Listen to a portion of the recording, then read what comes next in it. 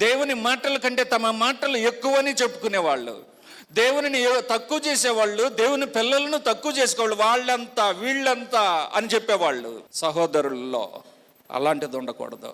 వాళ్ళంతా వీళ్ళంతా, వాడంతా వీడంతా డాంబికుల లక్షణాలు. పాపం చేయవారు వీరెప్పుడు కూడా మంచి మాటలు మాట్లాడడానికి వీలు కానివారు, కానీ తీయని మాటలు వారి పెదవుల మీద నుండి తీయని మాటలు జాలువారును, కానీ అవి చివరకు వారికి మరణానికి దారితీస్తాయి. డాంబికులు, పాపం చేసేవారు దేవుని సన్నిధిలో అనగా దేవుని దృష్టిలో వాళ్ళు నిలబడరు. కానీ నువ్వు నేను ఒక పట్టుదల కలిగి, అయ్యా నేనైతే నీ సన్నిధిలో నిలబడతా, నా మీద నిరంతరము నీ దృష్టిని కేంద్రీకరించు, నా మీద నీ కనుదృష్టి కేంద్రీకరించు.